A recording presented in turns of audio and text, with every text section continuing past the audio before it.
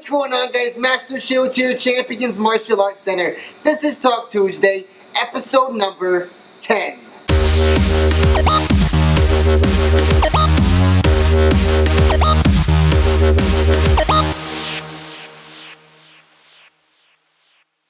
On today's show, we're talking about three topics: adversity, staying grounded, and team building. This is going to be an awesome show this week, guys. We have a lot of amazing questions. Our team picked some awesome questions for us this week, so I'm super excited to dive into them. It doesn't matter where you are in life. You can be a senior citizen, you can be a stay-at-home mom, you can be the CEO of a Fortune 500 company. It doesn't matter where you are in life. I'm extremely positive that you would take incredible value with everything that we're talking about in today's show. So the first question that we have is, how do you handle adversity? Adversity is going to be all around you, no matter where you are in life, no matter what you're doing. You're going to face adversity regardless of the industry you're in. Again, you could be a stay-at-home mom, you could be working for Boeing, you could be an independent contractor. It doesn't matter what you are, you will face adversity for different things that you do. Parents are going to face adversity from other parents because of how you parent. If you're in business, you'll face adversity with tough decisions, with employees, with ideas. It doesn't matter what you're a part of. If you're an athlete, you can face adversity through injuries, through setbacks. So how you handle adversity is incredible, and it will speak character. It will speak volumes. It will speak volumes to your character as a person. So how I personally handle adversity is I always plan. I'm a huge planner. Everything gets written down. I want to plan. So I plan best case scenario, and I also plan worst case scenario. What is the best thing that can happen from this idea? Launching a brand new idea can be tough. We've seen it in the media lately. You can launch an idea that you think is great. You can have this concept in your head that you think is the best thing that you should do, but you're going to face backlash. You're going to have people that disagree with you. You're going to see adversity face first, no matter what you do. So plan best case scenario, plan worst case scenario. If something were to happen, what's your plan A, B, C, and D? That's going to be your best case scenario. Now what happens if you don't get those results and you get the worst case results? Well, what's plan A, B, C, and D if that happens?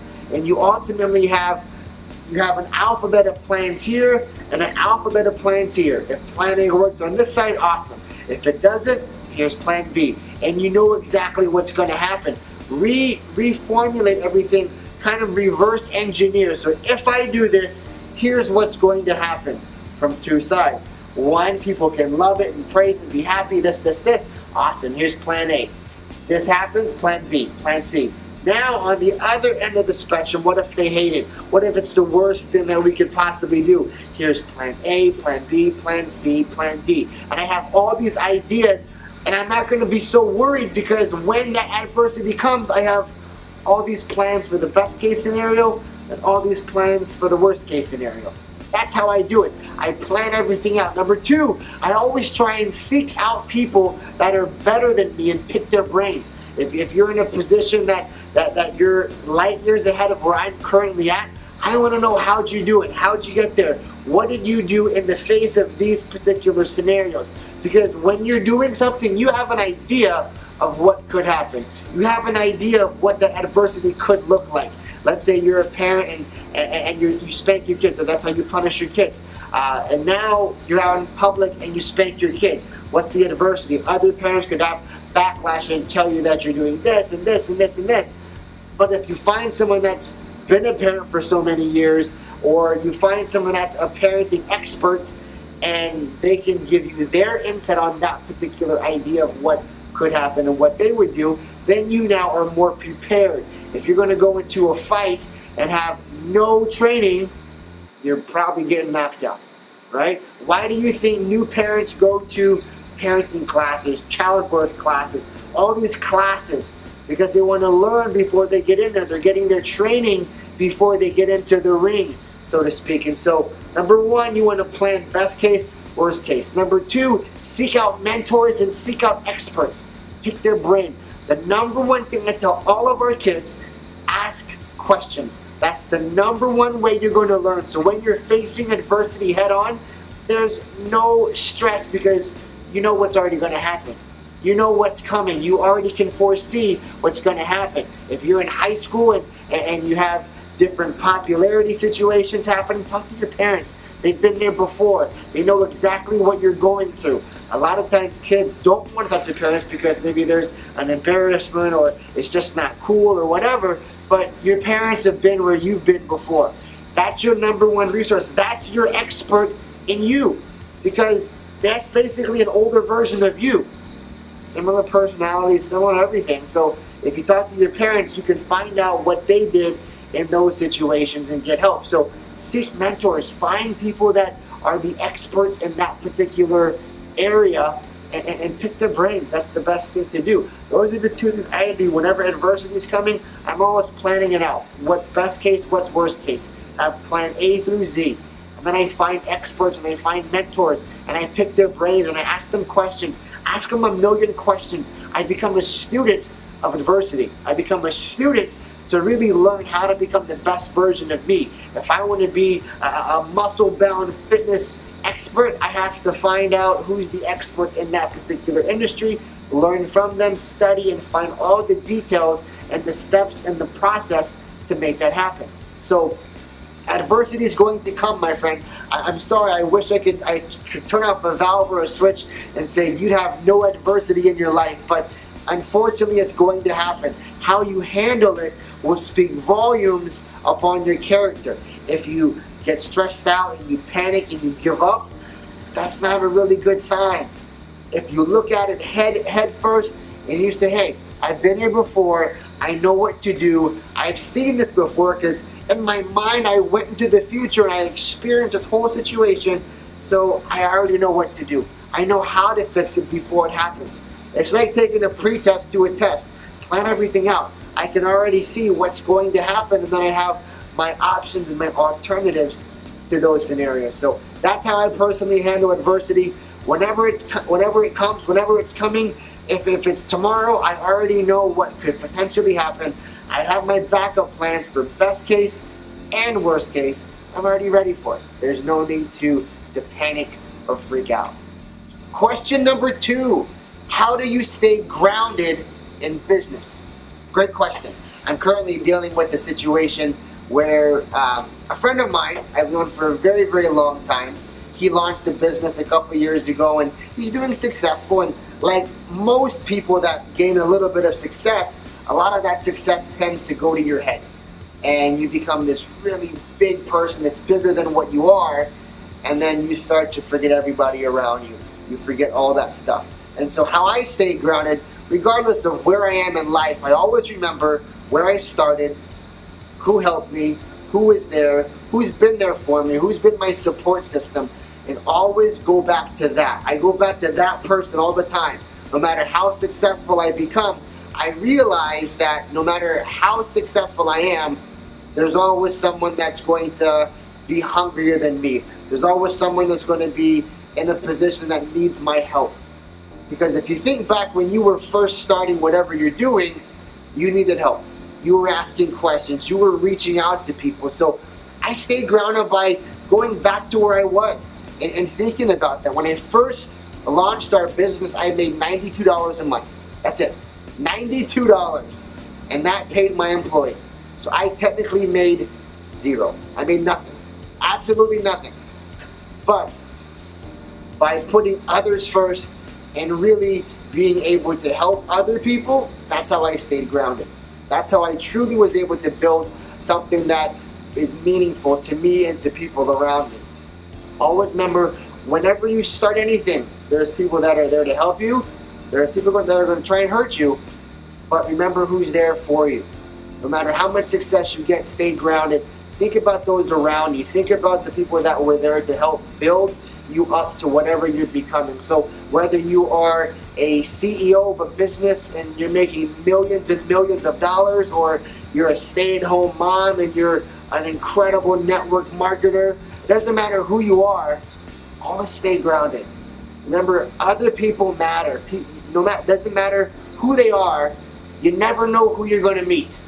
You never know. I had an opportunity to do a TED Talk a couple weeks ago and met tons of people. And come to find out, one of the people that I met, I just now recently saw his Facebook ad, and the guy is super famous. Didn't know who he was at the time, but very respectful, very polite, and very open to the conversation. And now I'm like, wow, I know that person. That's crazy.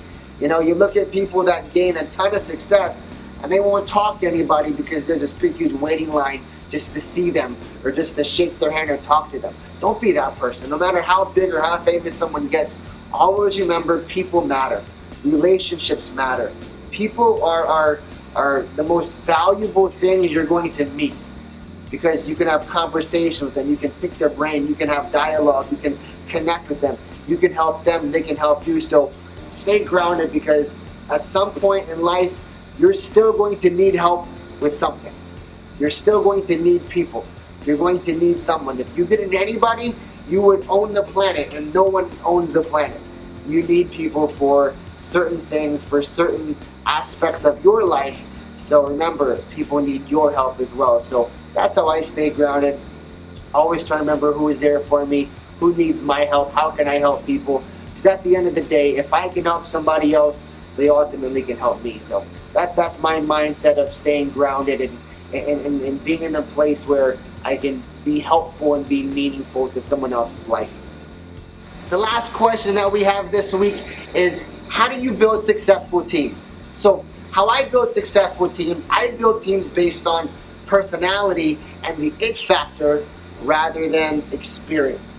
If you ever applied for a job, you've seen job postings where they say you need to have X amount of years of experience, you need to have, this college degree, you need to have this and this and this, all these requirements to fill a specific position.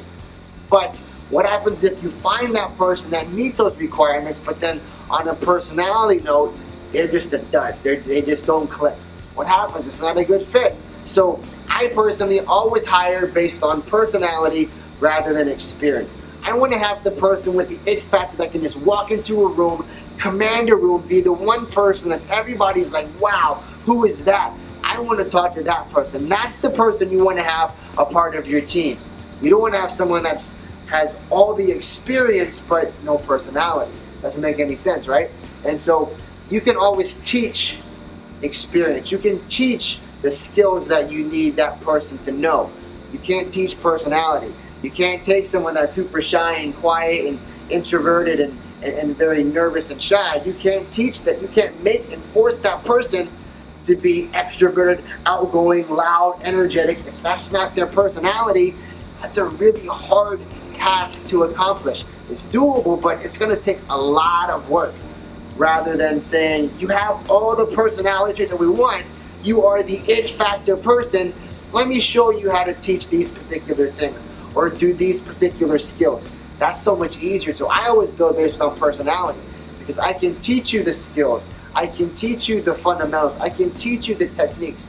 I can't really teach you and make you into an outgoing person if you're naturally shy and quiet. True story, we had an employee years and years and years ago who was incredible on the floor. He could teach an incredible class, amazing instructor. But when it came time to making a phone call or talking to someone one-on-one, he was so shy and so introverted. It just was so scary to him that he would actually cry. Crazy idea. I would never in a million years think that would happen, but I got to experience it, because when he would work on things, he would actually cry if he had to make a phone call. He was deathly afraid of that, but if he went and taught a class, he was the best person there. So you hire based on personality, and you base everything off of what you're looking for rather than the experience. If you don't have the experience in something, that's fine. You can teach the experience, you can teach the skill set. I was a part of a team a couple of years ago. I had to build a team for another business that I was a part of, and people that I recruited for this business had no experience in this particular industry. However, they were rock stars, they were go-getters, they knew how to do all these things because they had the personality. And we drove that team to just crazy heights, and was super successful within that particular industry. And so when you build a team based on experience and what someone knows how to do, that's great. You're going to get a lot of technical people. But if those technical people have no personality and don't know how to do all these other things, you kind of hurt yourself. And so if you're in an industry that requires just technical work, then yes, build it off of the technical experience. But if you're in an industry like martial arts, where you have to talk to people, where you have to interact with people, you have to have a personality. You can't just be a dud.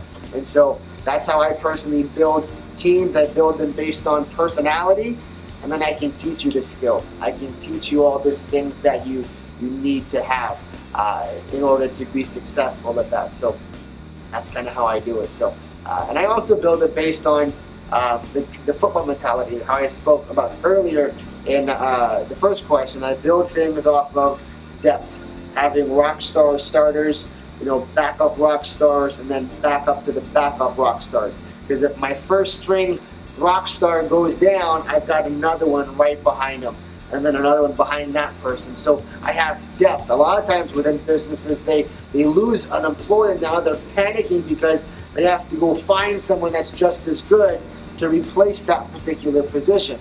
Whereas if you had that amazing rock star and then you had 2 or 3 behind them, if that one person goes down, you're okay, because the next person that steps up, they're going to be incredible. If you think football, Green Bay Packers, Brett Favre, that was their quarterback. He went down, Aaron Rodgers steps up, boom, we're set, right? And so you have depth in everything that you do. Build based off personality, build based off of your depth, and then hire it factor kind of people. That's truly how you build successful teams. And that's how I do it, at least. So until next week, guys, you keep asking questions, I'll keep answering them.